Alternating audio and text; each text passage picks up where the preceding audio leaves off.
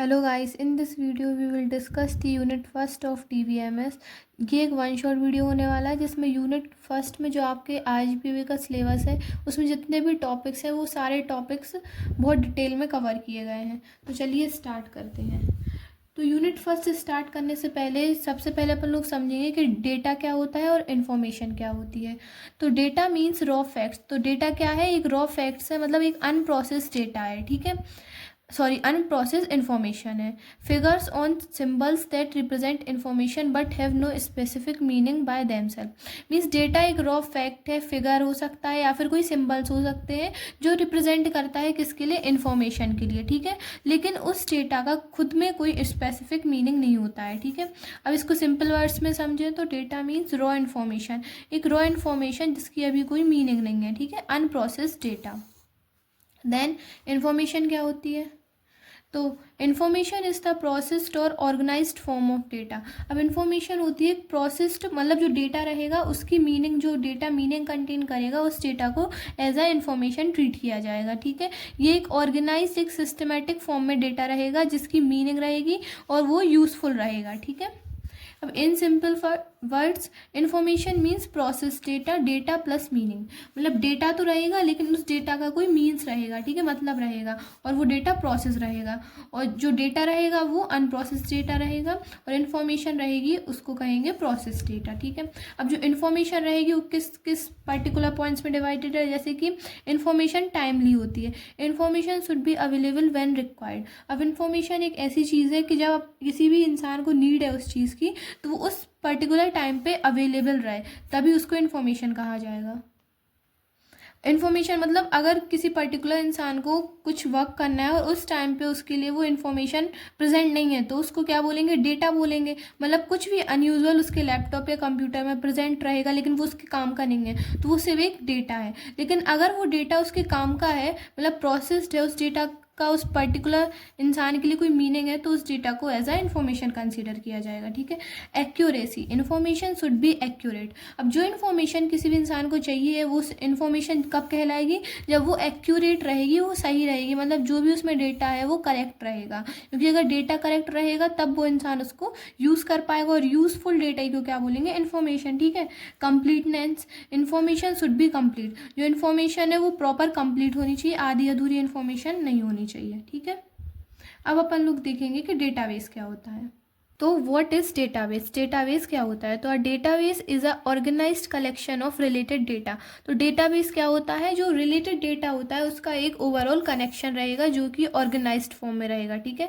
That can be easily accessed, manage and update. और जो data एक ऑर्गेनाइज्ड फॉर्म में कलेक्ट है तो उस डेटा को जो यूज़र रहेंगे वो एक्सेस भी कर पाएंगे, मैनेज भी कर पाएंगे और अपडेट भी कर पाएंगे। ऐसे डेटा को क्या बोला जाता है? डेटाबेस, ठीक है।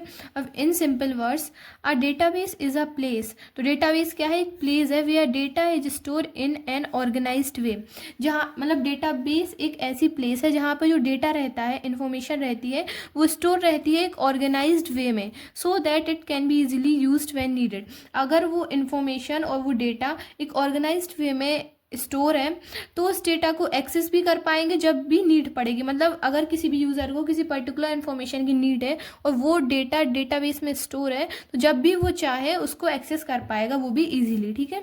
लोग डेटाबेस को एक एग्जाम्पल की हेल्प से समझते हैं। Think about your college record. मान लीजिए जो आपका कॉलेज है उसका कोई रिकॉर्ड है, मतलब कॉलेज का डेटाबेस है, ठीक है। तो उसमें क्या क्या क्या रहेगा?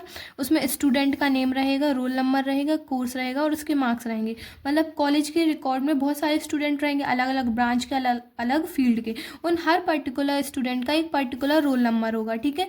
देन वो स्टूडेंट कौन सा कोर्स परस्यू कर रहा है, बीटेक, पॉलीटेक्निक या एमबीए, जो भी वो कोर्स परस्यू कर रहा है वो, और उसका जो प्रीवियस उसका जो रिजल्ट है, उसकी SGPA, CGPA, सब कुछ उसमें रिकॉर्ड रहेगा, ठीक है। All this information is stored together in one system. तो ये सारी जो इन्फॉर्मेशन है अलग अलग स्टूडेंट्स की वो एक सिस्टम में स्टोर है। तो उसी सिस्टम को आप ऐसे समझ सकते हैं कि वही सिस्टम क्या कहलाएगा? That's a database. तो उसी सिस्टम को बोलेंगे database. Now we will see the features of database. Database के क्या क्या फीचर्स हैं। तो अगर आपके जो एग्ज़ाम है आरजीपीवी का उसमें आया कि डेटाबेस को एक्सप्लेन करिए, तो आपको डेटाबेस की डेफिनेशन, एग्जाम्पल, उसके फीचर्स वगैरह सब कुछ नोट डाउन करके आना है, ठीक है। तो फर्स्ट फीचर है दैट इज़ ऑर्गेनाइज्ड, मतलब जो डेटा रहेगा वो ऑर्गेनाइज रहेगा in the form of tables. मतलब data is store in tables with row and columns. अब आप जानती हैं कि टेबल्स में क्या रहते हैं, tuples. Tuples means row and columns. तो जो डेटाबेस में डेटा ऑर्गेनाइज रहेगा वो किस फॉर्म में रहेगा, टेबल्स के फॉर्म में, ठीक है। Then integrated. Integrated means data from different areas is combined and connected. मतलब जो डेटा अलग अलग एरिया में जो कंबाइंड है सिस्टम में, तो वो आपस में कनेक्ट रहेगा, ठीक है। Then shared, multiple user can access it at the same time. मतलब जो आपके कॉलेज का रिकॉर्ड है, तो मान लीजिए वो प्रिंसिपल के पास भी है, वाइस प्रिंसिपल के पास भी है और आपके एचओडी के पास भी है। तो अलग अलग सिस्टम्स में सेम डेटाबेस स्टोर है। तो अलग अलग सिस्टम में स्टोर है, तो हर एक जो अलग अलग सिस्टम में स्टोर है, तो हर एक पर्टिकुलर इंसान उसको एक्सेस कर सकता है सेम टाइम पे। ऐसा नहीं है कि आपका एचओडी डेटाबेस को एक्सेस कर रहा है तो प्रिंसिपल एक्सेस नहीं कर पाएगा, ठीक है। देन परसिस्टेंट, इसका मतलब data remains store permanently until deleted. तो डेटा आपका स्टोर रहेगा परमानेंटली जब तक उसको डिलीट नहीं किया जाएगा। आपके जो कॉलेज का रिकॉर्ड है उसमें 5 साल पुराना डेटाबेस भी स्टोर रहेगा, ठीक है, अगर जब तक उसको डिलीट नहीं किया जाएगा। देन सिक्योर, अब डेटाबेस रहता है वो सिक्योर रहता है as compare to file system. और अब इसके बाद अपन लोग फाइल सिस्टम भी पढ़ेंगे और वो भी समझेंगे कि वो कैसे डिफरेंट है डेटाबेस से। तो डेटाबेस सिक्योर रहता है, access to data can be control, इसको कंट्रोल कर सकते हैं, इसमें पासवर्ड वगैरह भी डल जाता है कि किसी का जो डेटाबेस है तो उसको एक्सेस करने के लिए पासवर्ड वगैरह रहेगा कि हर कोई रैंडमली जो इंसान रहेंगे वो एक्सेस नहीं कर पाएंगे डेटा को, ठीक है। अपन लोग देखेंगे कंपोनेंट ऑफ डेटाबेस। डेटाबेस में भी जो स्मॉल स्मॉल कंपोनेंट्स हैं तो वो क्या है। तो फर्स्ट है टेबल्स। तो टेबल में क्या आएगा, store data in row and column. तो डेटा को स्टोर करते हैं टपल्स के फॉर्म में, वो टपल्स क्या कहलाएंगे, रो एंड कॉलम्स, ठीक है। देन डेटाबेस में फील्ड्स रहती हैं। फील्ड क्या है, रिप्रेजेंट एट्रीब्यूट। तो फील्ड्स रिप्रेजेंट करती है एट्रीब्यूट्स को, ठीक है। एग्जाम्पल नेम और रोल नंबर। तो एट्रीब्यूट्स को ही क्या बोलेंगे अपन लोग, कॉलम्स। Then record. रिकॉर्ड क्या है, रिप्रेजेंट इंडिविजुअल एंट्रीज। तो रिकॉर्ड में हर एक पर्टिकुलर इंसान की जो एंट्रीज रहेंगी वो शो करेगा, मतलब किसी भी स्टूडेंट का नेम, देन उसका रोल नंबर, उसके मार्क्स, उसकी एज, ठीक है, एंड सो ऑन। जैसे कि एग्जाम्पल है 1 स्टूडेंट, तो जो स्टूडेंट सेलेक्ट किया गया उसी की एज, मार्क्स वगैरह शो होंगे। नेक्स्ट है कीज। तो कीज क्या है, यूनिकली आइडेंटिफाई रिकॉर्ड्स। मतलब कीज में ऐसे रिकॉर्ड्स रहेंगे जो यूनिक रहेंगे, जैसे कि एग्जाम्पल रोल नंबर। तो रोल नंबर को एज अ प्राइमरी की कंसिडर किया जाएगा। तो प्राइमरी की क्या होता है, यहाँ पर आपको शॉर्ट में बता रही हूँ कि प्राइमरी की मीन्स एक पर्टिकुलर की जो रिपीट नहीं की जाएगी। जैसे कि रोल नंबर यहाँ पे प्राइमरी की हो गया, यूनिक की हो गई, मतलब हर एक पर्टिकुलर इंसान का रोल नंबर सेम नहीं हो सकता, ठीक है। अगर किसी भी राहुल है तो उसका रोल नंबर 101 है, तो अगर कोई दूसरा भी इंसान है तो उसका रोल नंबर चेंज होगा। देन रिलेशनशिप क्या होता है, कनेक्ट डेटा बिटवीन टेबल्स।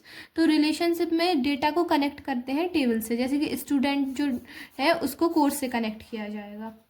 अब हम लोग देखेंगे फाइल सिस्टम। तो मतलब अभी जो करंट में डेटा स्टोर होता है वो डेटाबेस में स्टोर होता है, लेकिन डेटाबेस से पहले फाइल सिस्टम में भी डेटा स्टोर होता था। तो अब उसको देखेंगे कि फाइल सिस्टम में डेटा कैसे स्टोर होता है। तो file system is a traditional way of storing and managing data. तो फाइल सिस्टम में भी डेटा को स्टोर कर सकते हैं, लेकिन ये एक ट्रेडिशनल वे है, मतलब पुराना वे है, पुराना तरीका है जिसमें डेटा को स्टोर कर सकते हैं, मैनेज कर सकते हैं ऑन अ कंप्यूटर। मतलब कंप्यूटर सिस्टम में डेटा को स्टोर और मैनेज कर सकते हैं using file instead of using a database management system. अब डेटाबेस मैनेजमेंट सिस्टम क्या होता है, ये अपन लोग फाइल सिस्टम के बाद में पढ़ेंगे। तो जो फाइल सिस्टम होता है उसमें डेटा को स्टोर करते हैं फाइल के फॉर्म में, ठीक है, instead of database management system. In a file based system all data is store in separate file. तो जो फाइल बेस्ड सिस्टम रहता है उसमें डेटा एक सेपरेट फाइल में स्टोर रहता है एंड ईच एप्लीकेशन और program access this file directly. और कोई और दूसरी जो एप्लीकेशन और प्रोग्राम रहता है तो वो डेटा को डायरेक्टली एक्सेस कर सकता है फाइल्स में, ठीक है। अब अपन लोग देखेंगे DBMS, जो मेन कॉन्सेप्ट है आपकी यूनिट फर्स्ट का, ठीक है। तो व्हाट इज DBMS। तो DBMS stand for a database management system. तो आप इसको सिंपली ऐसे समझ सकते हैं कि DBMS एक ऐसा सॉफ्टवेयर है जिसमें डेटा को मैनेज कर सकते हैं, ठीक है। अपन इसकी डेफिनेशन देखेंगे। तो DBMS is a software that helps you store, organize, manage and retrieve data easily and securely. तो DBMS एक ऐसा सॉफ्टवेयर है जो हेल्प करता है डेटा को स्टोर करने के लिए, उसको ऑर्गेनाइज करने के लिए, मैनेज करने के लिए, रिट्रीव करने के लिए, वो भी ईजीली और इसमें सिक्योरिटी भी रहती है, सिक्योरली। अब इसकी एक सिंपल डेफिनेशन देखेंगे। DBMS is a system that manage data efficiently and allow user to perform operation like storing, updating, deleting and retrieving data. तो DBMS में डेटा को इफिशिएंटली स्टोर कर सकते हैं और उस स्टोर की हुई डेटा पे ऑपरेशन परफॉर्म भी कर सकते हैं। वो ऑपरेशन क्या होंगे? डेटा को स्टोर करना, अपडेट करना, अगर कोई न्यू डेटा में कोई न्यू एट्रीब्यूट्स वगैरह ऐड करने हैं तो वो भी उसमें DBMS में इजीली ऐड हो जाते हैं इफिशिएंटली, ठीक है। कुछ पर्टिकुलर इन्फॉर्मेशन डिलीट करनी है तो वो भी हो जाएगा और डेटा को रिट्रीव भी कर सकते हैं, ठीक है। अब इसका एग्जाम्पल देखेंगे। Think of your college database, it store student detail, course marks, fees etcetera. तो ये अपन डेटाबेस में भी पढ़ चुके हैं कि DBMS में जो डेटा अपन ने बनाया उसको, उस डेटा को स्टोर कर सकते हैं, ठीक है। तो स्टूडेंट की डिटेल्स, कोर्स और मार्क्स को सबको स्टोर कर लिया और all this data is managed by a DBMS। और ये सारा डेटा मैनेज कौन करेगा? Database management system. और वो डेटाबेस मैनेजमेंट सिस्टम कौन कौन से हो सकते हैं? MySQL हो सकता है, ओरेकल हो सकता है, या फिर SQL सर्वर हो सकते हैं, या फिर सो ऑन। तो ये कुछ एग्जाम्पल्स थे डेटाबेस के। Now we will see the file system drawbacks over DBMS, ठीक है। तो DBMS के फंक्शंस अपन इस मतलब फाइल सिस्टम के बाद में देखेंगे, लेकिन उससे पहले अपन लोग देखेंगे कि फाइल सिस्टम में कौन कौन से ड्रॉबैक्स हैं उन ड्रॉबैक्स को पूरा करने के लिए अपने पास डेटाबेस मैनेजमेंट सिस्टम आया। तो फर्स्ट इज डेटा रिडंडेंसी। अब इसको आप सिंपली, अगर आप एग्जाम में टर्म भूल जाएं तो रिडंडेंसी को आप डुप्लीकेशन वर्ड से याद कर सकते हैं, ठीक है।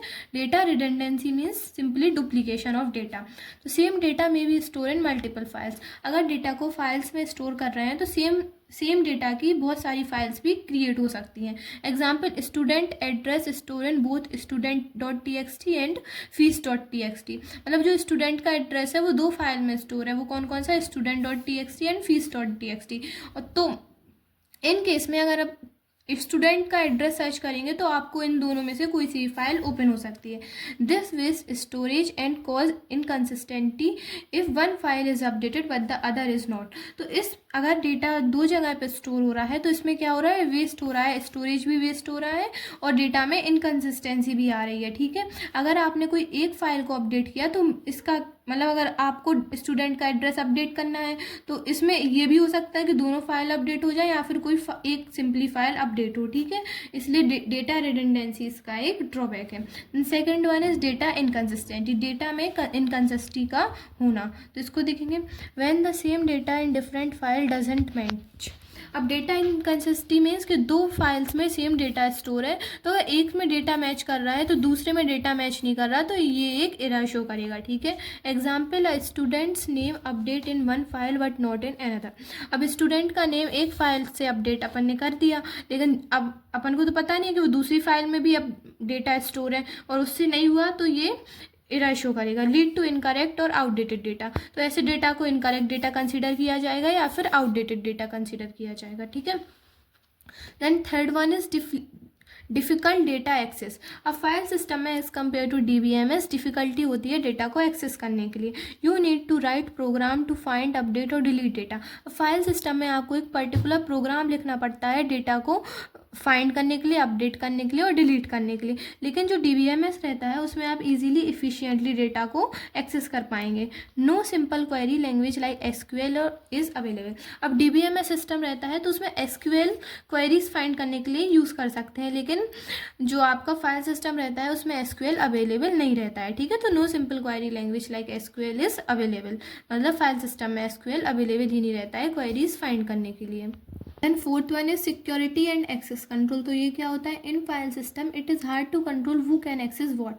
तो जो DBMS रहता है उसमें हाईली सिक्योरिटी रहती है कि उसमें परमिट कर सकते हैं कि इस पर्टिकुलर इंसान को एक्सेस डेटा करने देना है या फिर नहीं करने देना, लेकिन फाइल सिस्टम में ऐसा कुछ नहीं है, वहाँ पर कोई भी डेटा को एक्सेस कर सकता है, इसलिए सिक्योरिटी और एक्सेस कंट्रोल इसका एक ड्रॉबैक है। Then fifth one is concurrency problem. तो कंकरेंसी प्रॉब्लम क्या होती है? Multiple user updating at once.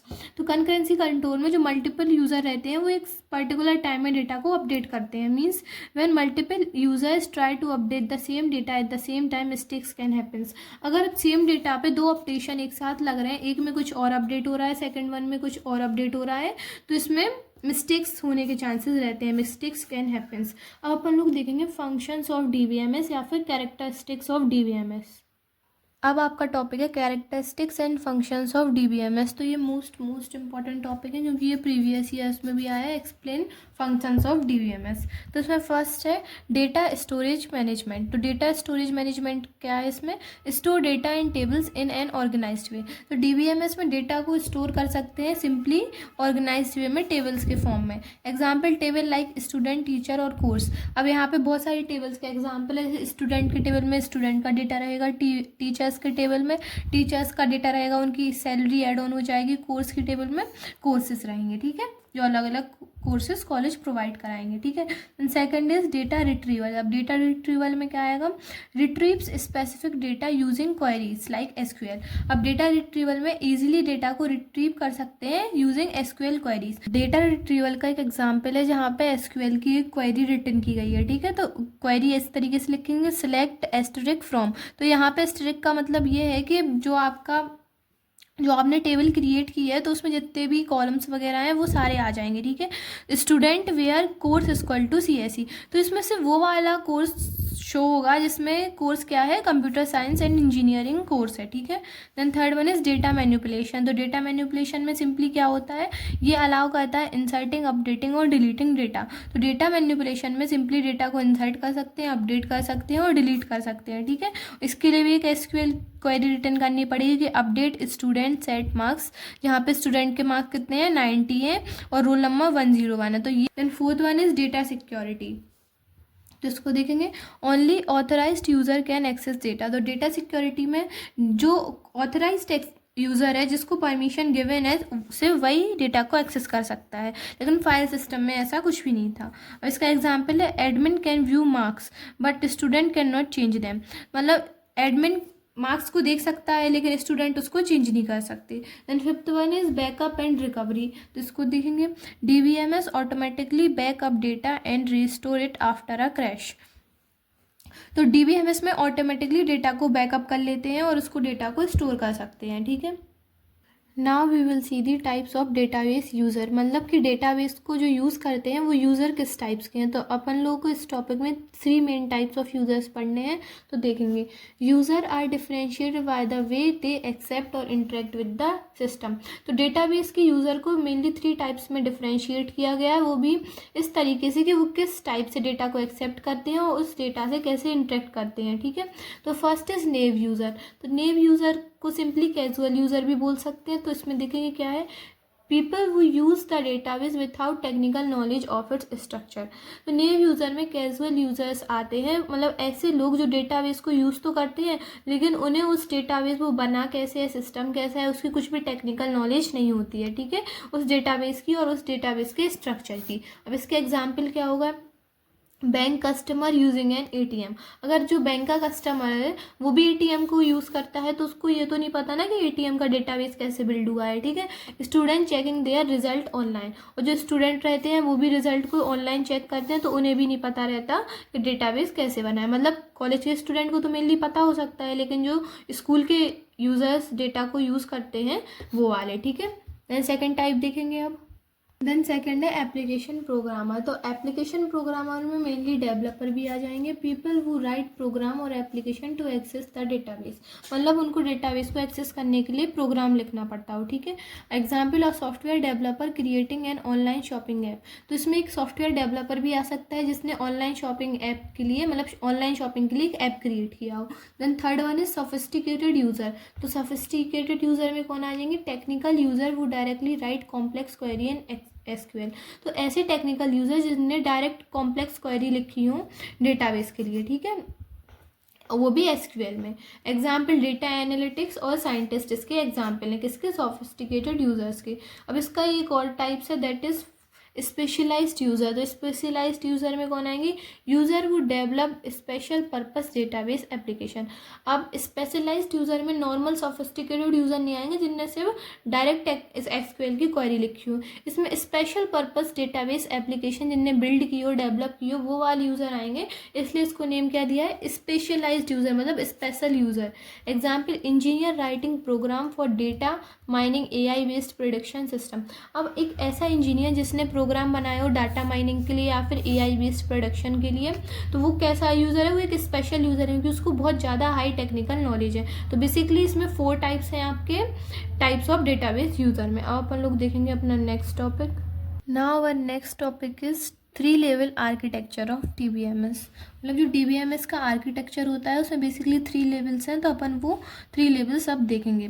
तो this architecture was proposed by ANSI और SPARC to separate the way data is stored, the way it is used and the way it is viewed. तो ये propose किया था ANSI और SPRC ने, और वो क्या सेपरेट करते हैं कि डेटा को कैसे स्टोर कर पाएंगे, डेटा को कैसे यूज़ करेंगे और डेटा को किस तरीके से व्यू करेंगे। तो इसके मेनली 3 लेवल्स हैं। तो first is internal level, then conceptual level, then external level. तो जो इंटरनल लेवल है इसी को बोला जाता है फिजिकल लेवल, कॉन्सेप्चुअल लेवल को लॉजिकल लेवल, और external level is also known as view level. ठीक है, तो फर्स्ट देखेंगे अपन लोग इंटरनल लेवल क्या होता है। तो this is the lowest level. तो जो इंटरनल लेवल बेसिकली क्या होता है, एक लोएस्ट लेवल होता है। तो सबसे पहले अपन ये 3 टर्म्स देखने से पहले इसका एक डायग्राम देख लेंगे। तो बेसिकली ये है diagram 3 level architecture of DBMS, जिसमें लोएस्ट लेवल है अपना internal level, then conceptual level, then external level views. तो एक्सटर्नल लेवल और एक्सटर्नल व्यूज़ में यूज़र किस तरीके से डेटा को व्यू करता है ये शो होगा, और एंड में अपना सबसे लास्ट में क्या है अपना फिजिकल डेटा, बेसिकली डेटा क्या है। ठीक है, तो सबसे पहले देखेंगे इंटरनल लेवल। तो ये लोएस्ट लेवल होता है। ठीक है, it describe how data is physically store in database. तो इंटरनल लेवल बेसिकली ये डिस्क्राइब करता है कि डेटा को किस तरीके से स्टोर करेंगे फिजिकली। ठीक है, it deals with file organization और इंडेक्सेस। तो जो इंटरनल लेवल है वो काय से डील करता है, डेटा को फाइल ऑर्गेनाइजेशन क्या होगा डेटा में और इंडेक्सेस क्या होंगी डेटा में। ठीक है, देन इसका एक एग्जांपल है स्टूडेंट रिकॉर्ड में B store in binary files with indexes. तो इस एग्जाम्पल का मीनिंग क्या है कि जो स्टूडेंट का रिकॉर्ड है वो स्टोर किया गया है बाइनरी फाइल्स में। अब बाइनरी फाइल्स में मतलब डेटा जो स्टोर है वो 0101 की फॉर्म्स में जो फाइल है उसमें स्टोर किया गया है with the help of indexes. ठीक है, अब second one is conceptual level. अपन लोग पहले भी देख चुके हैं, conceptual level is also known as logical level. ठीक है, this is the middle level. तो जो कॉन्सेप्चुअल लेवल है वही अपना मिडिल लेवल कहलाएगा। Conceptual level describe the structure of the entire database logically। तो conceptual level बेसिकली ओवरऑल जो डेटाबेस है उसको लॉजिकली उसके स्ट्रक्चर को डिस्क्राइब करेगा। ठीक है, then it defines entities, attributes, relationship, constants etcetera. तो जो कॉन्सेप्चुअल लेवल है लॉजिकल लेवल ये क्या डिस्क्राइब करता है, डिफाइन करता है एंटिटीज और डेटा में क्या क्या एट्रीब्यूट्स हैं, उसमें क्या रिलेशनशिप्स हैं और कौन कौन सी कंडीशंस है, कॉन्स्टेंट्स है। ठीक है, and so on. It does not consider physical storage details.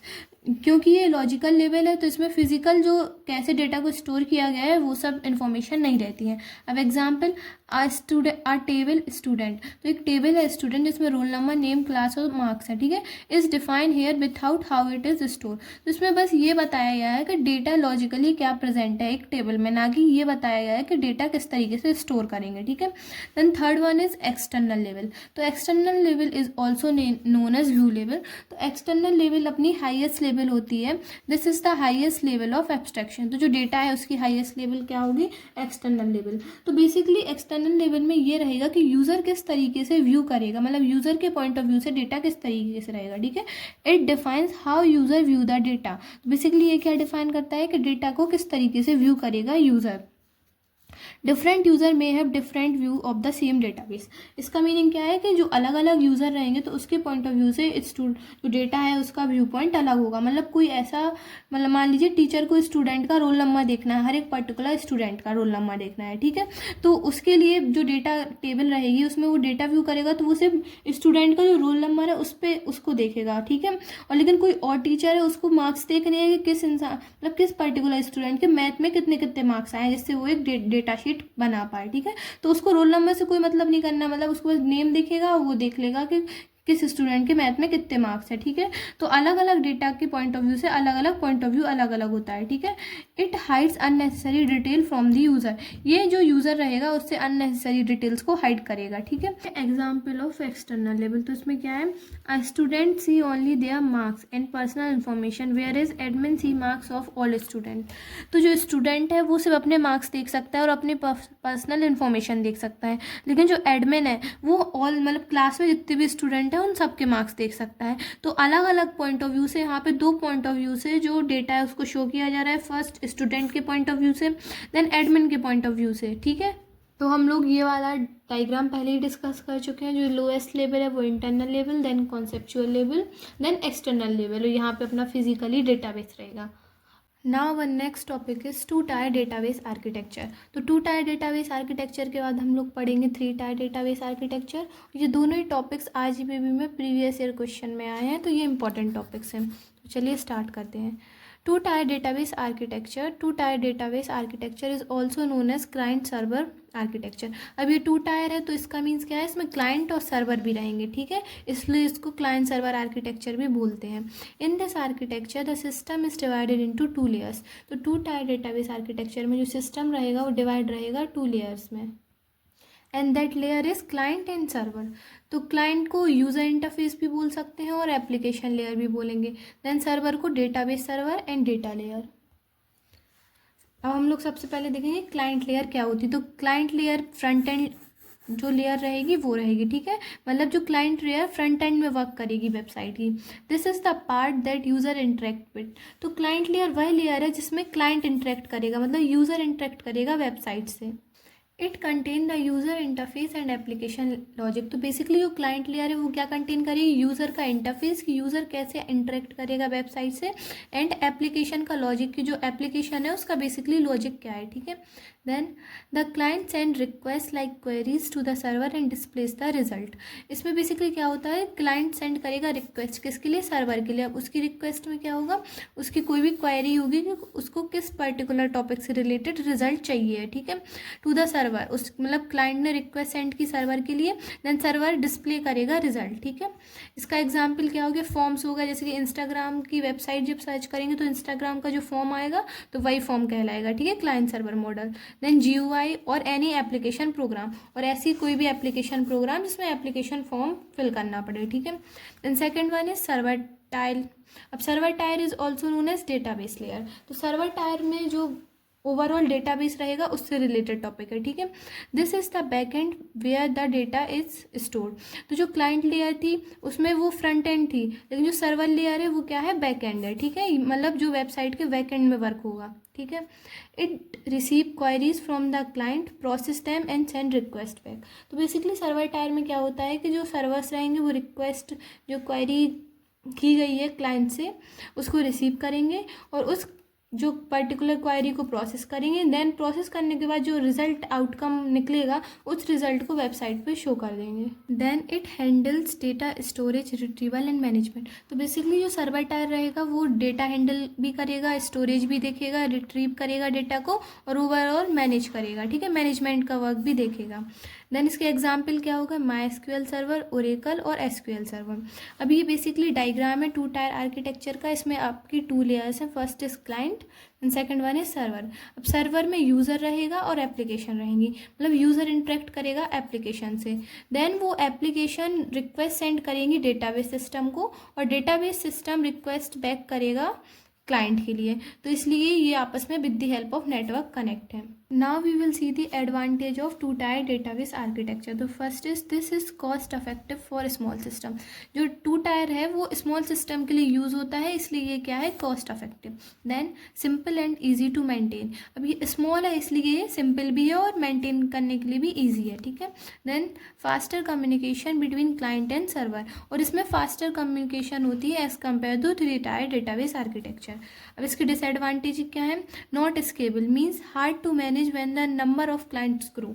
अब ये स्मॉल सिस्टम है, मतलब अगर कम क्लाइंट्स रहेंगे, नंबर ऑफ क्लाइंट्स कम रहेंगे तो ये इजीली वर्क करेगा, इसको इजीली मैनेज कर पाएंगे, मेंटेन कर पाएंगे। लेकिन अगर क्लाइंट्स ज़्यादा इंक्रीज़ करेंगे तो इसको मैनेज करना थोड़ा टफ होगा, इसलिए not scalable. Then security issue.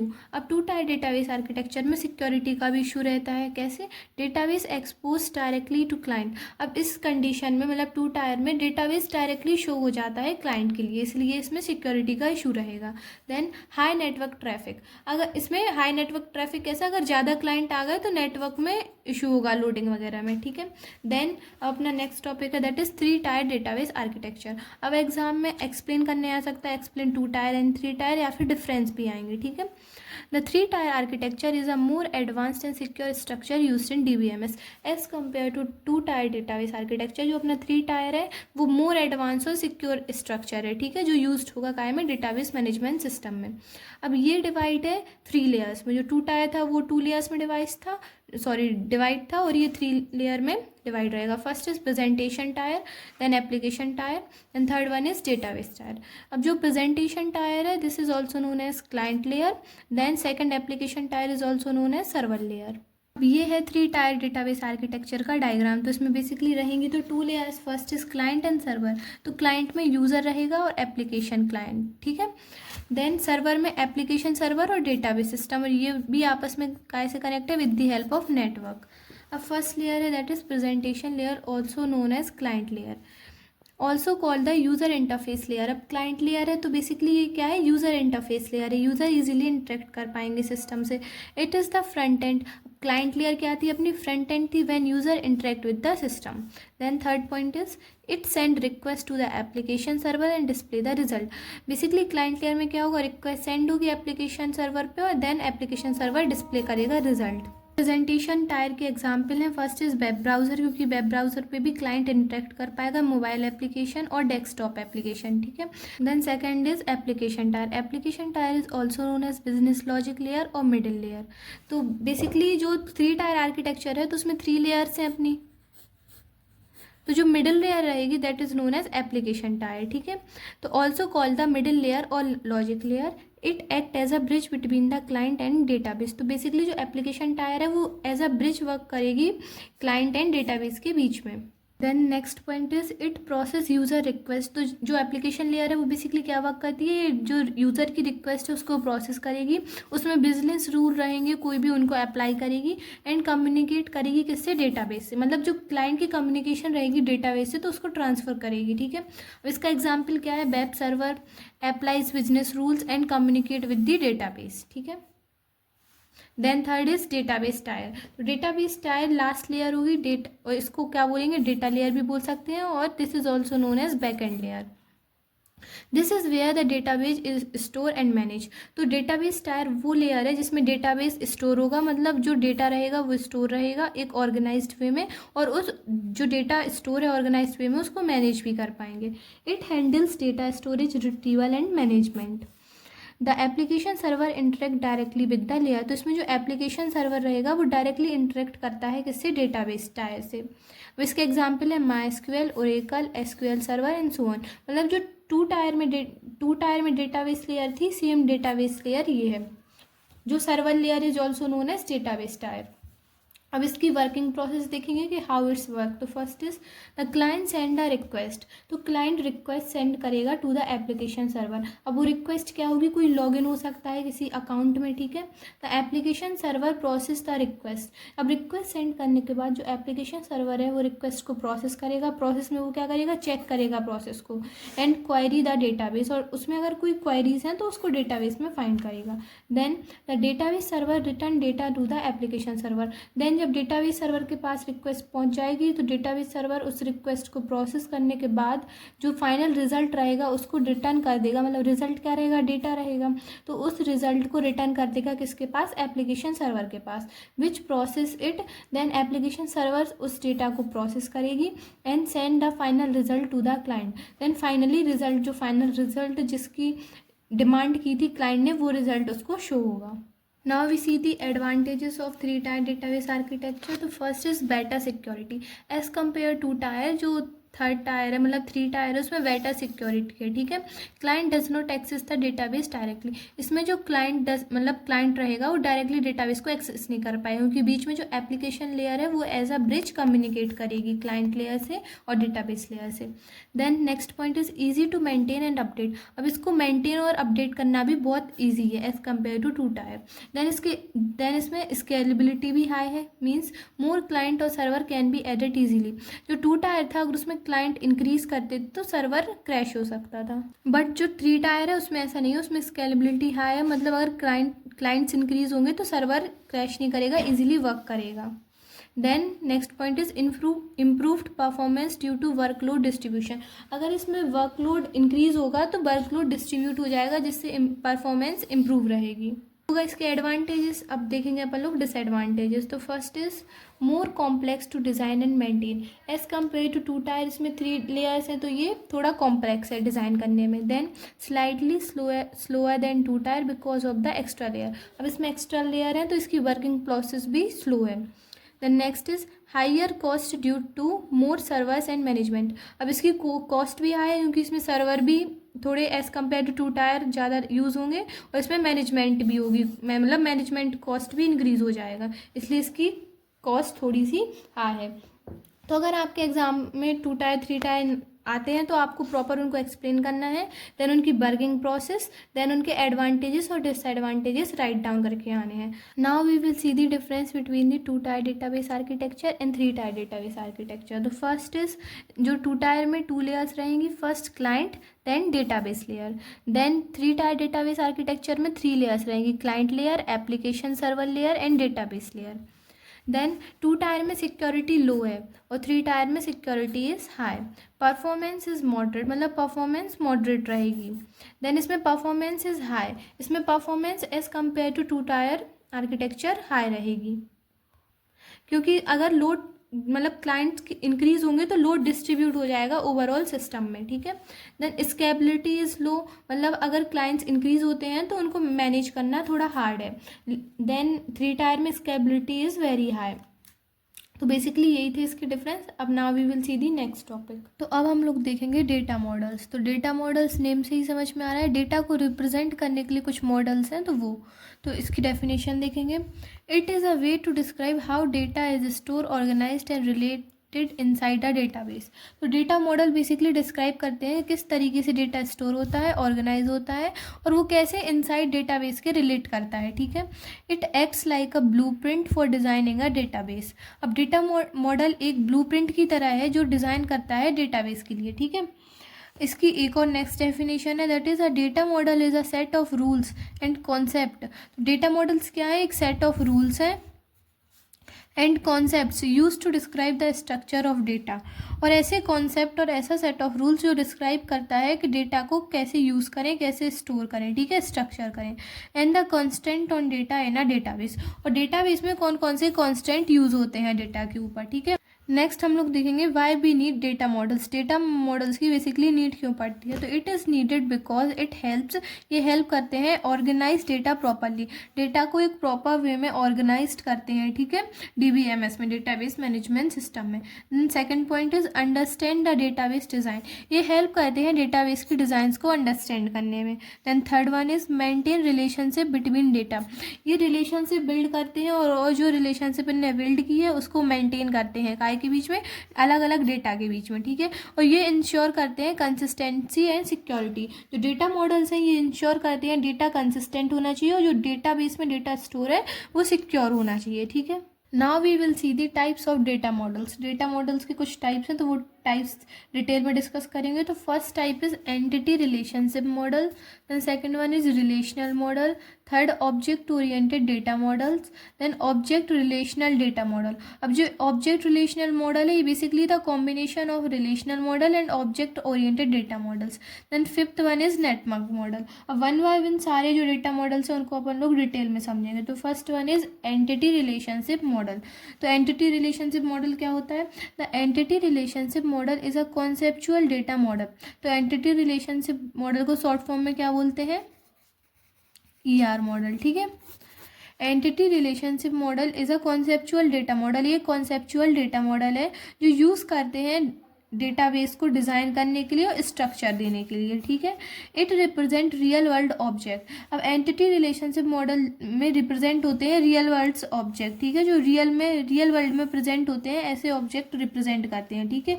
And और जो ऑब्जेक्ट रिप्रेजेंट कर रहे हैं उनकी प्रॉपर्टीज़ क्या हैं and how they related to each other, और वो एक दूसरे से कैसे रिलेट कर रहे हैं, ठीक है, उनके बीच में रिलेशन क्या है। इसलिए क्या है, एंटिटी मतलब ऑब्जेक्ट और रिलेशनशिप मतलब उन ऑब्जेक्ट्स के बीच में रिलेशनशिप क्या है, ठीक है। Then it is usually representing using an ER diagram. अब एंटिटी रिलेशनशिप मॉडल को रिप्रेजेंट करते हैं with the help of ER diagram, entity relationship diagram, ठीक है, उसकी हेल्प से। Then key concept of ER model. अब ER मॉडल के बेसिकली क्या की कॉन्सेप्ट है, ठीक है। तो फर्स्ट इज एंटिटी क्या होती है, देन एंटिटी सेट क्या होता है, देन एट्रीब्यूट क्या होता है। तो वन बाय वन इनको डिस्कस करेंगे। फर्स्ट वन इज एंटिटी, तो एंटिटी को देखेंगे। An entity is any real world object. तो एंटिटी क्या है, एक रियल वर्ल्ड ऑब्जेक्ट है और concept that you want to store data object. और उस एंटिटी और ऑब्जेक्ट को क्यों यूज़ करते हैं, क्योंकि उसमें डेटा को स्टोर करा पाएँ। अब एग्जाम्पल क्या होंगे एंटिटी के, जैसे कि स्टूडेंट, ये भी एज अ एंटिटी ट्रीट की जाएगी। देन टीचर, कोर्स, डिपार्टमेंट, ठीक है। Entity are shown as rectangle in entity relationship diagram. तो जो एंटिटी रिलेशनशिप डायग्राम है उसमें एंटिटी को एक रेक्टेंगल बॉक्स के अंदर शो करते हैं, ठीक है। अब स्टूडेंट को शो करना है तो स्टूडेंट को इस तरीके से नोट डाउन करेंगे, ठीक है। Then second is entity set क्या होता है। तो a collection of similar entity are known as entity set. तो ऐसी एंटिटीज़ जो सेम है तो उनकी कलेक्शन को एंटिटी सेट बोलेंगे। जैसे कि एक एग्जांपल है all student and all course. अब ऑल स्टूडेंट में सारे स्टूडेंट आ गए तो स्टूडेंट एंटिटी सेट, तो ये एक स्टूडेंट एंटिटी सेट हो गया। जैसे कि देन सेकंड है ऑल कोर्सेज, तो ऑल कोर्सेज में बहुत सारे कोर्स आ गए तो ये भी एक एंटिटी सेट हो गया। मतलब एंड जो कोर्स है वो एक एंटिटी सेट ट्रीट किया जाएगा। अब कोर्स को एंटिटी सेट किस तरीके से, इसके BTech, BBA, polytechnic, MBA, BA, तो ये सब कोर्स की एंटिटी है, मतलब कलेक्शन ऑफ कोर्सेज, ठीक है। Then third one is attribute क्या होता है। तो इस एट्रीब्यूट वाले टॉपिक में अपन लोग एट्रीब्यूट क्या होता है ये समझेंगे, और एट्रीब्यूट्स के बहुत सारे टाइप्स हैं तो उन टाइप्स को भी डिटेल में समझेंगे। तो फर्स्ट इज एट्रीब्यूट क्या होता है। Attribute describe the properties of an entity. तो एट्रीब्यूट बेसिकली जो एंटिटीज रहती हैं, जो ऑब्जेक्ट्स रहते हैं, उनकी प्रॉपर्टी को डिस्क्राइब करता है। जैसे एग्जांपल फॉर स्टूडेंट एंटिटी। अब एंटिटी में अपन लोगों ने देखा कि स्टूडेंट भी एक एंटिटी है, तो स्टूडेंट की जो प्रॉपर्टीज़ हैं वो कौन शो करेगा, with the help of attribute show होंगी वो। तो स्टूडेंट्स में क्या क्या प्रॉपर्टीज़ होंगी, स्टूडेंट का रोल नंबर, स्टूडेंट का नेम, स्टूडेंट का एज, देन उसका कोर्स, ठीक है। Attributes are show as ellipse या फिर ओवल्स। तो जैसे कि जो एंटिटी थी उनको एक रेक्टेंगुलर बॉक्स में शो करते थे, उसी तरह एट्रीब्यूट्स को किस तरीके से शो करेंगे, उसको करेंगे एलिप्स फॉर्म में या फिर ओवल में। जैसे एज लिखेंगे तो उसको इस तरीके से लिखेंगे, और जो एंटिटी थी उसको एक रेक्टेंगुलर बॉक्स में शो करते थे, ठीक है। अब टाइप्स ऑफ एट्रीब्यूट। तो फर्स्ट टाइप है सिंपल एट्रीब्यूट। तो सिंपल एट्रीब्यूट मीन्स क्या होगा, can not be divided further. एक ऐसा एट्रीब्यूट जो सिंपल है, मतलब उसको फर्दर ही डिवाइड नहीं किया जा सकता। जैसे कि एज अगर एक एट्रीब्यूट है तो इसको फर्दर डिवाइड नहीं कर सकते, ठीक है। एक सिंगल एट्रीब्यूट है, तो ऐसे एट्रीब्यूट जिसको फर्दर डिवाइड नहीं कर सकते उन्हें as a simple attribute treat किया जाएगा। देन सेकंड टाइप है दैट इज कंपोजिट एट्रीब्यूट। तो composite attribute means can be divided further. तो एक ऐसा एट्रीब्यूट इसको डिवाइड कर सकते हैं, जैसे कि मान लीजिए कोई एट्रीब्यूट है नेम, तो नेम को फर्दर ही डिवाइड कर सकते हैं first name, middle name and last name में, ठीक है। एंड थर्ड वन है सिंगल वैल्यू एट्रीब्यूट। तो सिंगल वैल्यू एट्रीब्यूट से आपको नेम से समझ आ रहा है कि जो एट्रीब्यूट की वैल्यू रहेगी वो सिंगल रहेगी, ठीक है। It means has only one values. तो जो एट्रीब्यूट है उसकी सिर्फ वन वैल्यू रहेगी। जैसे कि एग्जाम्पल में रोल नंबर। अब किसी भी पर्टिकुलर स्टूडेंट का अगर रोल नंबर है तो वो हर पर्टिकुलर स्टूडेंट के लिए एक सिंगल रोल नंबर रहेगा उसका, ठीक है। किसी भी दूसरे स्टूडेंट का रोल नंबर सेम नहीं होगा, ठीक है। Then fourth one is multi valued attribute. तो multi valued attribute means can है मल्टीपल वैल्यू। ऐसा एट्रीब्यूट जिसकी दो वैल्यू रहेंगी। जैसे कि फ़ोन नंबर है, तो मान लीजिए कोई पर्सन है तो उसके पास दो फ़ोन नंबर भी हो सकते हैं उसके, ठीक है। तो student can have two phones. और जो मल्टी वैल्यूड एट्रीब्यूट है इसको शो करते हैं सोन एज डबल ओवल। जो अपने नॉर्मल एट्रीब्यूट होते हैं उनको, सिंपल एट्रीब्यूट को सिंगल ओवल में शो करते थे एलिप्स में। देन लेकिन जो मल्टी वैल्यू एट्रीब्यूट है उसको ऐसे डबल ओवल में शो करते हैं, ठीक है। Then fifth one is derived attribute. Value can be derived from another attribute. तो ड्राइव्ड एट्रीब्यूट ऐसे एट्रीब्यूट्स होते हैं जो किसी और एट्रीब्यूट से ड्राइव किए गए हो, ठीक है। जैसे कि एग्जाम्पल में age calculated from date of birth, मतलब किसी की डेट ऑफ बर्थ गिवन है तो उससे एज कैलकुलेट कर पाएंगे, तो ऐसे एट्रीब्यूट्स को क्या बोलेंगे, derived attribute. Then sixth one is key attribute. तो की एट्रीब्यूट एक ऐसे एट्रीब्यूट होते हैं जिनकी आइडेंटिटी यूनिक रहेगी, यूनिकली आइडेंटिफाई एज एंटिटी। मतलब ऐसा कोई स्टूडेंट है तो उसकी स्टूडेंट आईडी भी यूनिक रहेगी, उसका आधार नंबर भी यूनिक रहेगा, ठीक है। तो उस एट्रीब्यूट को बोलेंगे की एट्रीब्यूट। और जो की एट्रीब्यूट होते हैं उसको इस तरीके से रिप्रेजेंट करते हैं, ओवर मतलब ओवल शेप। देन जो इसके अंदर एट्रीब्यूट लिखेंगे अपन लोग उसके नीचे एक अंडरलाइन रहेगी, ठीक है। देन एंटिटी रिलेशनशिप मॉडल में एक और पॉइंट है, दैट इज रिलेशनशिप क्या होती है, ठीक है। तो a relationship define how two entities are connected. तो रिलेशनशिप में बेसिकली ये डिफाइन होगा कि जो दो एंटिटी हैं वो आपस में कैसे कनेक्टेड है, ठीक है। तो टाइप्स ऑफ रिलेशनशिप, तो रिलेशनशिप्स के भी टाइप है। First is 1 to 1। आप ये बात ध्यान से सुनिए कि अगर आपके एग्जाम में ER मॉडल एक्सप्लेन करने आता है तो आपको एंटिटी क्या होते हैं, एट्रीब्यूट क्या होते हैं, रिलेशनशिप क्या होते हैं, आपको ओवरऑल सब कुछ एक्सप्लेन करके आना है। तो टाइप ऑफ रिलेशनशिप में सबसे पहला अपना फर्स्ट टाइप है, दैट इज 1 to 1 रिलेशनशिप। मतलब एक एंटिटी का रिलेशनशिप सिर्फ एक एंटिटी के साथ, ठीक है। तो 1 to 1 रिलेशनशिप में one entity is related to exactly one entity. मतलब एक एंटिटी रिलेट करेगी दूसरी एंटिटी से सिर्फ एक बार। अब इसका एक एग्जांपल है, जैसे कि किसी भी इंसान है, पर्सन, तो उसका पासवर्ड से उसका एक ही पासवर्ड बनेगा, ठीक है। मतलब लीगली तो एक ही पासवर्ड बनेगा उसका। Then second one is 1 to many। मतलब एक एंटिटी के रिलेशनशिप बहुत सारी अलग अलग एंटिटीज से भी हो सकते हैं, तो उसको बोलेंगे 1 to many रिलेशनशिप, ठीक है। One entity can be related to many entities. तो इसमें एक एंटिटी रिलेट करती है बहुत सारी एंटिटीज से। जैसे कि एग्जांपल टीचर एक एंटिटी है और स्टूडेंट भी एक एंटिटी है, लेकिन जो टीचर तो एक कहलाएगा लेकिन स्टूडेंट बहुत सारे होंगे, ठीक है ना। तो इस तरीके से 1 to many। देन थर्ड है मैनी टू मैनी रिलेशनशिप। तो मैनी टू मैनी रिलेशनशिप में ऐसे समझ सकते हैं कि बहुत सारे रिलेशन है और मतलब बहुत सारी एंटिटीज़ हैं, वो एंटिटीज़ बहुत सारी एंटिटीज से रिलेट कर रही हैं, ठीक है। Many entities relate to many entities, ठीक है। इसका एग्जाम्पल ये है कि बहुत सारे स्टूडेंट्स हैं, बहुत सारे कोर्सेज हैं, तो जो स्टूडेंट्स हैं वो अलग अलग कोर्स भी परस्यू कर सकते हैं। मतलब अलग अलग स्टूडेंट अलग अलग कोर्स परस्यू कर सकते हैं। देन नेक्स्ट है एंटिटी रिलेशनशिप डायग्राम नोटेशन। जो ER डायग्राम है उनकी नोटेशन किस तरीके से रिप्रेजेंट करते हैं, तो उसमें अपन लोग कंपोनेंट देखेंगे, देन उन कंपोनेंट्स के सिंबल देखेंगे। तो फर्स्ट इज एंटिटी। तो जो एंटिटी है उसको रिप्रेजेंट करते हैं रेक्टेंगल से, ठीक है।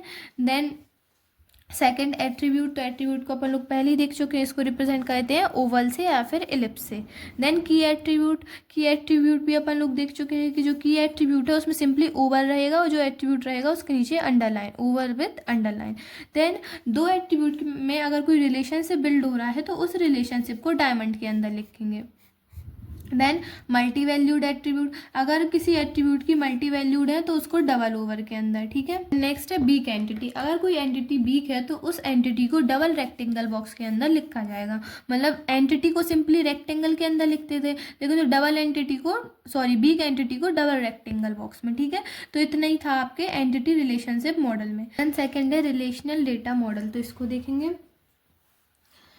The relational model is a way of organizing data into tables. तो रिलेशनल मॉडल में डेटा को रिप्रेजेंट करते हैं, ऑर्गेनाइज करते हैं in the form of tables, और वो टेबल्स क्या शो करती हैं, रिलेशंस, ठीक है। It was introduced by EF Codd in 1970। तो ये इंट्रोड्यूस किया गया था EF कोड के द्वारा, वो भी 1970 में।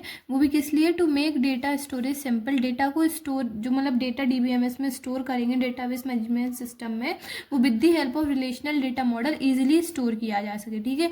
लॉजिकल एंड मैथमेटिकली साउंड, और लॉजिकली भी डेटा स्टोर हो पाए। It is a most popular model use by MySQL, Oracle, SQL server and so on. तो जो बेसिकली रिलेशनल डेटा मॉडल है वो मोस्ट पॉपुलर मॉडल है यूज़ करने के लिए MySQL, ओरेकल और SQL सर्वर। अब देखेंगे की पॉइंट्स क्या है रिलेशनल डेटा मॉडल में। तो first is relation. Relation is also known as table, a 2 dimensional table that store a collection of related data elements. तो टेबल क्या है, एक 2 डायमेंशनल टेबल है जो स्टोर करती है collection of related data elements, ऐसे एलिमेंट्स को स्टोर करती है जो आपस में रिलेट करते हैं, ठीक है। Then second is tuples. तो टपल्स क्या होता है, tuple is basically a single row in a table. Tuple एक टेबल में एक सिंगल रो होती है जो रिप्रेजेंट करती है सिंगल रियल वर्ल्ड एंटिटी, मतलब रियल वर्ल्ड की एक सिंगल एंटिटी को रिप्रेजेंट करती है टपल्स, ठीक है। Then attribute. एट्रीब्यूट क्या होता है, attribute is commonly known as column या फिर फील्ड। टपल को सिंपली रो बोलेंगे और एट्रीब्यूट को सिंपली कॉलम या फिर field. A column in a table represent a property और कैरेक्टरिस्टिक ऑफ द एंटिटी। तो एट्रीब्यूट बेसिकली क्या रिप्रेजेंट करता है, ये कॉलम को रिप्रेजेंट करता है और उसकी प्रॉपर्टी और उसकी कैरेक्टरिस्टिक्स को रिप्रेजेंट करता है, ठीक है, कॉलम्स में जो भी एंटिटीज होंगी। अब एक टेबल है अपने पास स्टूडेंट टेबल। तो स्टूडेंट टेबल क्या हो गया, एक रिलेशन हो गया। इसमें अपने पास रोल नंबर, नेम, CGPA, ठीक है, ये क्या हो गया अपने पास रो हो गई, ठीक है, रोल नंबर, नेम और CGPA। इसमें जो रोल नंबर वाली एट्रीब्यूट है, तो ये रोल नंबर वाला एट्रीब्यूट क्या है, ये एक प्राइमरी की है, मतलब जो रोल नंबर्स है वो हर एक पर्टिकुलर जो स्टूडेंट्स हैं उनके लिए यूनिक होगा। देन फिर जो रोल नंबर, नेम और CGPA क्या कहलाएंगे, कॉलम कहलाएंगे। और टपल्स क्या होती हैं, रो होती हैं। तो जो एक row, then second row, then third row, तो ये कहलाएंगे टपल्स, तो ये है रो। तो बेसिकली ये जो रिलेशनल डेटा मॉडल है उसका एक एग्जाम्पल है। अगर एग्जाम में रिलेशनल डेटा मॉडल आया तो आपको सिंपली ये डेफिनेशन लिखनी है, देन इसके की पॉइंट्स लिखने हैं कि रिलेशनल क्या होता है, टपल्स क्या होता है, एट्रीब्यूट क्या होता है। आप अपनी लैंग्वेज में भी लिख सकते हैं अगर आपको ईजी लगे तो, ठीक है। देन फिर आपको ये एक टेबल बना के आनी है, आप कोई सी भी टेबल अपने मन से रिप्रेजेंट करके वहाँ पे आ सकते हैं आंसर शीट में।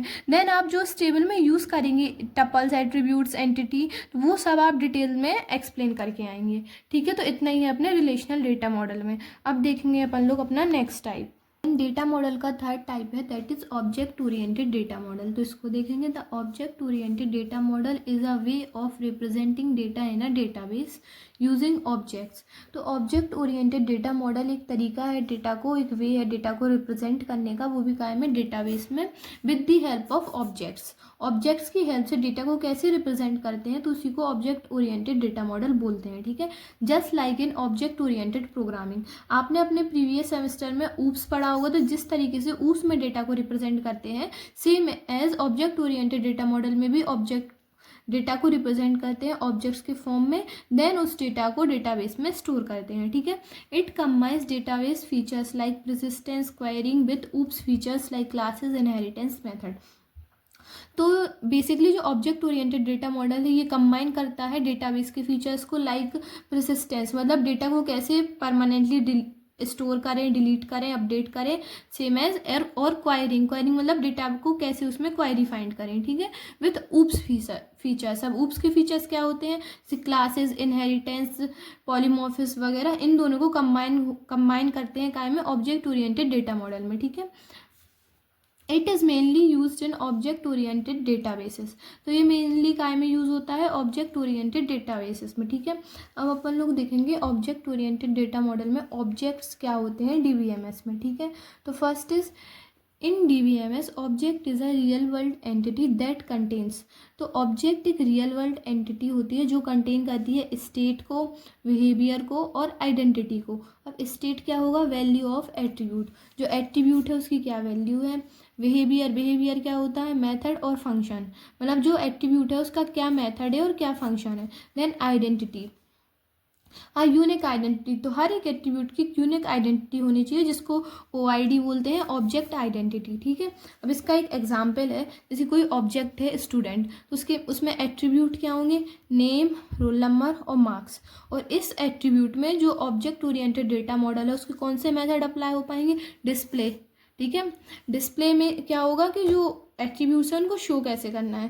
देन कैलकुलेट ग्रेड, अब स्टूडेंट के एट्रीब्यूट है, स्टूडेंट की टेबल है तो उसमें कैलकुलेट ग्रेड कर सकते हैं, ठीक है। देन सेकेंड ऑब्जेक्ट क्या है, simply small unit of data जो कि कंटेन करता है डेटा प्लस मेथड, ठीक है। डेटा क्या हो गया, नेम, रोल नंबर, मार्क्स, और मेथड क्या हो गया, उसमें अप्लाई होने वाले फंक्शंस, ठीक है। देन ऑब्जेक्ट देख लिया, अब क्लास देखेंगे। तो class is a template use to create object. तो बेसिकली क्लास एक टेम्पलेट है, एक वे है जिसकी हेल्प से ऑब्जेक्ट को क्रिएट करते हैं। तो ये बेसिक सा सिंटैक्स है। जैसे क्लास में, क्लास है कोई स्टूडेंट नेम की क्लास है, तो उसमें एक नेम एट्रीब्यूट हो गया, रोल नंबर एट्रीब्यूट हो गया, मार्क्स एट्रीब्यूट हो गया। तो ये राइट डाउन करने के बाद एक उसमें मेथड लगा दिया गया, कैलकुलेट ग्रेड। तो इस ओवरऑल सिंटेक्स को क्या नाम दिया गया, क्लासेस, ठीक है। अ क्लास एक बेसिकली क्या है, एक टेम्पलेट है जो यूज़ करते हैं ऑब्जेक्ट को क्रिएट करने के लिए। देन ऑब्जेक्ट डेटा मॉडल में देखेंगे ऑब्जेक्ट आइडेंटिटी। तो ऑब्जेक्ट आइडेंटिटी को शॉर्ट फॉर्म में जानते हैं OID के नेम से। तो इसमें देखेंगे every object has a unique system generated ID। तो हर एक ऑब्जेक्ट डेटा मॉडल में एक यूनिक सिस्टम जनरेटेड ID रहेगी, ठीक है। और वो ID क्या होगी, नॉट विजिबल टू यूज़र। वो ID सिर्फ डेवलपर को शो होगी, मतलब जिसने डेटाबेस क्रिएट किया है। और ये नॉर्मल जो यूज़र डेटाबेस को व्यू करेंगे उनको वो ID शो नहीं होगी, ठीक है। और ये ID नेवर चेंज, मतलब ये जो ID जनरेट होगी सिस्टम के द्वारा, सिस्टम जनरेटेड ID, तो ये ID अगर एक बार बिल्ड हो गई तो ये चेंज नहीं कर सकते, ठीक है। Use to link object internally. और ये ID यूज़ क्यों होती है, इस आईडी की हेल्प से जो इंटरनली जो फंक्शनल है उनको लिंक कर पाए ऑब्जेक्ट्स को, ठीक है। It acts like a primary की बट मोर पावरफुल। बेसिकली जो प्राइमरी की होती है किसी भी टेबल में, मतलब उस प्राइमरी की वैल्यू सिर्फ एक ही रहेगी। तो उसी सेम जो ऑब्जेक्ट आइडेंटिटी है उसकी वैल्यू भी एक रहेगी, लेकिन प्राइमरी की से भी ज़्यादा पावरफुल कौन रहेगा, ऑब्जेक्ट आइडेंटिटी, ठीक है। तो इतना ही था आपके ऑब्जेक्ट मॉडल में। अब अपन लोग देखेंगे मतलब ऑब्जेक्ट ओरिएंटेड मॉडल में। देन अपना डेटा मॉडल का फोर्थ टाइप है, that is object relation model. तो इसको देखेंगे। फोर्थ टाइप है जो object related model, it is basically the combination of relational model, relational data model and object oriented data model, ठीक है। इसको देखेंगे। Object relational model is a combination of relational model. Relational model में क्या था, tables थी, रो थी, columns थे, ठीक है। एंड ऑब्जेक्ट ओरिएंटेड मॉडल, अब ऑब्जेक्ट ओरिएंटेड मॉडल की क्या फंक्शनलिटी है, ऑब्जेक्ट्स, क्लास और इनहेरिटेंस, ठीक है। तो बेसिकली ये कॉम्बिनेशन है दो मॉडल्स का। It basically add object oriented features to traditional relational databases. तो जो ऑब्जेक्ट रिलेशनल मॉडल है इसमें बेसिकली ऑब्जेक्ट ओरिएंटेड के भी फीचर्स रहेंगे और रिलेशनल डेटाबेस मॉडल के भी फीचर्स रहेंगे, ठीक है। This model is implemented in object relational DBMS। तो ये जो ऑब्जेक्ट रिलेशनल मॉडल है तो ये इम्प्लीमेंट में होगा ऑब्जेक्ट रिलेशनल DBMS में, जिसको सिंपली बोल सकते हैं ORDBMS, ठीक है। Like Postgre SQL, Oracle, object feature, IBM DB2 और इन्फोमिक्स, ये कुछ एग्जाम्पल्स हैं जिसमें ऑब्जेक्ट रिलेशनल मॉडल यूज होता है, ठीक है। इन simple words object relational model extend the relational model by allowing. तो जो ऑब्जेक्ट रिलेशनल मॉडल है उसी को वो काय से एक्सटेंड हुआ है, रिलेशनल मॉडल से। और इसमें क्या क्या फीचर्स है, यूजर डिफाइंड डेटा टाइप। तो जो ऑब्जेक्ट ओरिएंटेड मॉडल था उसमें यूजर डिफाइंड डेटा टाइप नहीं थे, लेकिन जो ऑब्जेक्ट रिलेशन मॉडल है इसमें यूजर डिफाइंड डेटा टाइप भी यूज हो सकते हैं, कॉम्प्लेक्स एट्रीब्यूट भी हो सकते हैं, और ऑब्जेक्ट ओरिएंटेड के लिए इनहेरिटेंस भी यूज हो सकता है, ठीक है। क्योंकि ऑब्जेक्ट ओरिएंटेड में काय के फीचर्स हो रहे थे, ऊप्स के, तो ऊप्स में एक टॉपिक है इनहेरिटेंस, तो इसमें इनहेरिटेंस फंक्शनलिटी भी यूज कर सकते हैं। देन ऑब्जेक्ट रिलेशनल मॉडल में मेथड ऑन डेटा टाइप से मेथड्स अप्लाई हो सकते हैं, ऑब्जेक्ट की आइडेंटिटी भी हो सकती है, मतलब OID भी रहेगी, ठीक है। देन टेबल इनहेरिटेंस मतलब जो टेबल्स हैं उनको भी इनहेरिट कर सकते हैं, but still keep data in table. जो आपके ऑब्जेक्ट ओरिएंटेड मॉडल था और जो रिलेशनल मॉडल था, ठीक है। तो रिलेशनल मॉडल में डेटा टेबल के फॉर्म में स्टोर होता था, तो इसमें फंक्शनलिटी तो यूज़ कर रहे हैं ऑब्जेक्ट ओरिएंटेड की, लेकिन फिर भी फंक्शनलिटी यूज़ करने के बाद भी डेटा टेबल के फॉर्म में स्टोर होगा, ठीक है। तो यहीं पे अपना ऑब्जेक्ट रिलेशनल मॉडल कंप्लीट होता है। अब हम लोग देखेंगे fifth type of data model, that is network data model, ठीक है। तो इसको देखेंगे। A network data model is one of the oldest data models. तो जो नेटवर्क डेटा मॉडल्स है, तो जितने भी डेटा मॉडल्स अभी तक अपन लोगों ने पढ़े ये सबसे ओल्डेस्ट है, ठीक है। बिफोर रिलेशनल मॉडल, जो अपन लोगों ने रिलेशनल मॉडल पढ़ा उससे भी पहले नेटवर्क डेटा मॉडल आ गया था, ठीक है। It was developed in the 1916। तो ये डेवलप्ड हुआ था 1916 में। बाय चार्ल्स बेकमैन, ठीक है। तो ये 1916 में डेवलप्ड हुआ था, वो भी चार्ल्स बेकमैन के द्वारा। और जो नेटवर्क डेटा मॉडल है इसको स्टैंडर्डाइज्ड किया गया था किसके द्वारा, CODSYL। ये क्या है, ये एक कॉन्फ्रेंस है, conference on data system language, मतलब एक डेटा सिस्टम लैंग्वेज में कॉन्फ्रेंस हुई थी, तो तब इसको स्टैंडर्डाइज्ड किया गया था उसके द्वारा, ठीक है। Then it represent data using records and links. तो जैसे कि रिलेशनल मॉडल में डेटा को रिप्रेजेंट कर रहे थे with the help of tables like row and column, वैसे ही नेटवर्क डेटा मॉडल में डेटा को रिप्रेजेंट करेंगे काय की हेल्प से, रिकॉर्ड्स की हेल्प से और लिंक्स की हेल्प से। Form a graph like structure. तो रिलेशनल डेटा मॉडल में ग्राफ लाइक स्ट्रक्चर बनता है, मतलब डेटा आपस में लिंक्स के थ्रू कनेक्ट रहता है, ठीक है। Network data model organize data in the form of, तो नेटवर्क डेटा मॉडल डेटा को ऑर्गेनाइज करता है in the form of nodes and edges. तो यहाँ पे नोड्स को सिंपली रिकॉर्ड्स बोला गया है और एजेस को लिंक। अब लिंक क्या आप शो करेंगे, रिलेशनशिप, ठीक है। तो जो नोड्स है मतलब रिकॉर्ड्स है, तो रिकॉर्ड्स में क्या रहता है, डेटा स्टोर रहता है, ठीक है, तो स्टोर डेटा रहेगा। देन एजेस क्या है यहाँ पे, लिंक्स, मतलब लाइंस वगैरह जिनसे डेटा आपस में कनेक्ट है, ठीक है। तो वो जो लिंक है वो क्या स्पेसिफाई कर रही है, रिलेशनशिप मतलब कनेक्ट रिकॉर्ड। तो जो रिकॉर्ड्स है यहाँ पे डेटा, उन्हीं को कनेक्ट करेंगी लिंक्स, ठीक है। Then it allow many to many relationships. अब नेटवर्क डेटा मॉडल में बेसिकली डेटा को कनेक्ट करते हैं with the helps of link. तो ऐसा तो है नहीं कि एक लिंक सिर्फ एक से कनेक्ट होगी, तो वो एक मतलब एक डेटा बहुत सारे अलग अलग डेटा से भी कनेक्ट रहेगा, तो इसलिए ये अलाउ करता है मैनी टू मैनी रिलेशनशिप, ठीक है, which is more flexible than hierarchy model. तो ये जो नेटवर्क डेटा मॉडल है ये हायरार्की एक मॉडल होता है उससे भी ज़्यादा फ्लेक्सिबल है, ठीक है। It used a directed graph structure. तो ये एक डायरेक्टेड ग्राफ स्ट्रक्चर को यूज़ करता है। Data is representing using record type and set type, और जो डेटा रिप्रेजेंट होगा वो with the help of record type और सेट टाइप डेटा को यूज़ करके रिप्रेजेंट किया जाएगा। तो अब हम लोग देखेंगे स्ट्रक्चर ऑफ नेटवर्क मॉडल। तो हमने पहले ही डिस्कस कर लिया कि जो structure of data network model है उसमें with the help of links और रिकॉर्ड, मतलब जो एजेस रहेंगी वो रिलेशनशिप डिस्क्राइब करेंगे और इस तरीके से ग्राफ लाइक स्ट्रक्चर कंस्ट्रक्ट होगा। तो यहाँ पे मान लीजिए कोई इन्फॉर्मेशन 1 है तो वो with the help of links 2 से और 3 से कनेक्ट हुई, देन वो 2, 4 और 5 से कनेक्ट हुआ, देन वो 3, 5 और 6 से। तो एक बेसिक एग्जाम्पल है और ईजी भी है, तो आप एग्जाम में ईजिली अगर नेटवर्क मॉडल आता है तो ये एग्जाम्पल आप ईजिली ड्रॉ करके आ सकते हैं। तो बेसिकली जो डेटा मॉडल्स हैं DBMS में, उसमें बेसिकली 5 डेटा मॉडल्स अपन लोगों ने डिस्कस कर लिए और वो मोस्ट इंपॉर्टेंट डेटा मॉडल्स हैं।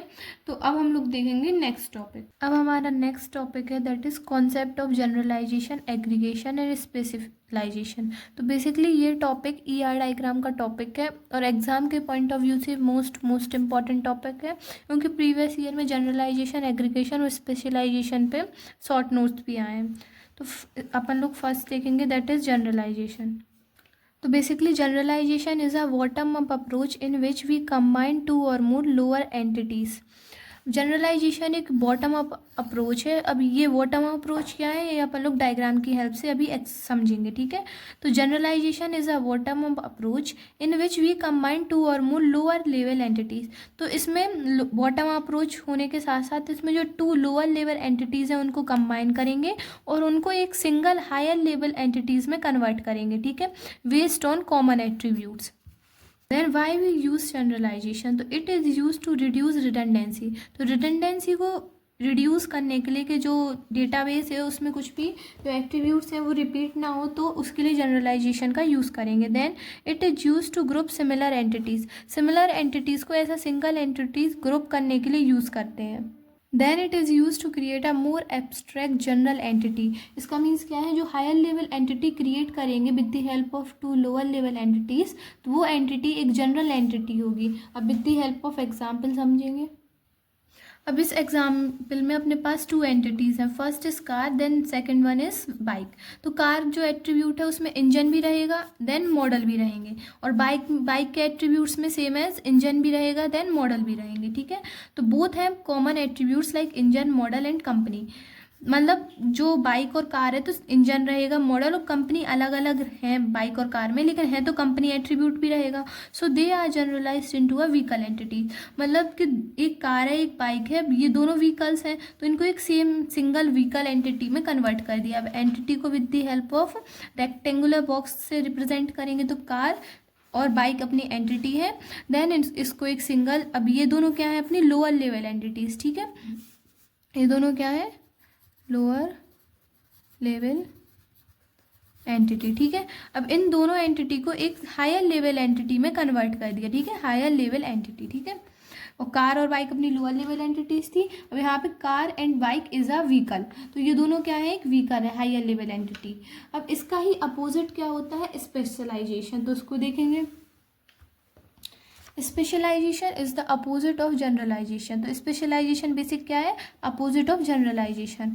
It is a top down approach. अब जो जनरलाइजेशन था वो क्या था बॉटम अप अप्रोच, लेकिन जो स्पेशलाइजेशन वो क्या है अपोजिट है, दैट्स व्हाई ये क्या है टॉप डाउन अप्रोच।